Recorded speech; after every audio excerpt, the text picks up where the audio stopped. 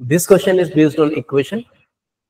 Question reads as, for natural numbers x, y and z, if equation है x, y plus y, z is equals to 90 और दूसरा है equation y, z plus x, z is equals to 51, then the minimum possible value of product of x, y and z.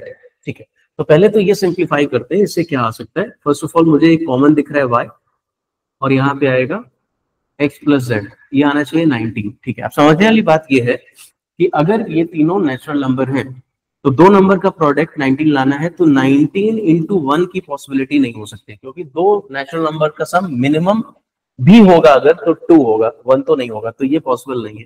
ठीक है, तो फिर क्योंकि ये प्राइम नंबर है और ये ब्रेक होगा नहीं, तो फिर एक ही केस इसके अंदर बन सकता है कि आप इसको 1 और 19 रखें।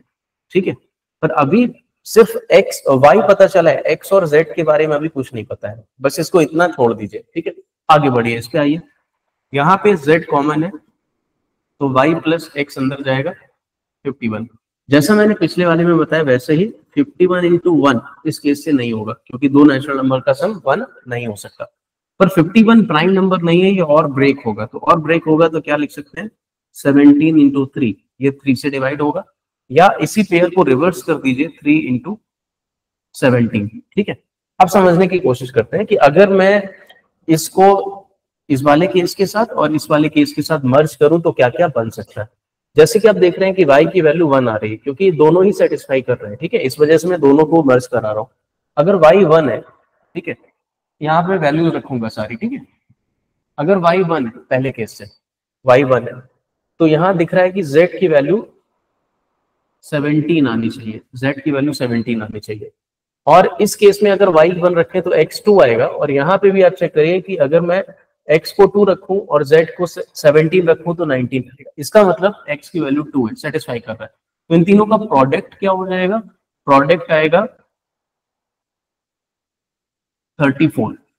पर क्या यही सबसे छोटा प्रोडक्ट है, उसके लिए दूसरा केस भी चेक करना पड़ेगा, अगर उससे छोटा आ गया तो वो ले लेंगे। ठीक है, अब आना यहाँ पे z की वैल्यू 3 है, अगर z 3 है तो यहाँ रखो, z 3 है तो x की वैल्यू आ जाएगी उस केस में 14। x की वैल्यू अगर 14 है, z 3 रखो, 3 रखोगे तो हाँ 14 नहीं आएगा, 16 आएगा। हाँ, तो अगर मैं यहाँ रखता हूं तो ये 16 आ रहा है। अगर ये 16 है और y की वैल्यू 1 है तो जोड़ने से देखो 17 आ रहा है। कुल मिला के मुद्दे की बात ये है कि दोनों इक्वेशन में ये दोनों वैल्यू सेटिस्फाई कर रही है, आप चेक कर सकते हैं। ठीक है, यहां से क्या आएगा, यहां से प्रोडक्ट आएगा 48, और ये तो इससे ग्रेटर है, तो लेस वाला कौन सा है, स्मॉल वाला कौन सा है 34, तो इसका प्रोडक्ट 34 हो सकता है। और कोई केस बनेगा क्या, और कोई केस बनाने के लिए आप ये भी तो लिख सकते हैं, ये भी नोटिस करो। अगर मैं ये लिखता, ठीक है, मैंने ये बाद में क्यों लिखा अभी समझा देता हूँ। अगर z 1 है और x भी 1 है, तो सॉरी y भी 1 है, तो जरा यहाँ रखना z की वैल्यू 1 रखो तो ये 18 आएगा। तो अगर x 18 है, y 1 है, तो जोड़ने से 19 आना चाहिए कि यहाँ पे 51 है, मतलब ये भी केस पॉसिबल नहीं है। तो इन चार में से सिर्फ 2 ही केस पॉसिबल थे, उसमें से भी छोटा प्रोडक्ट 34 आ रहा है। तो answer for this question is 34।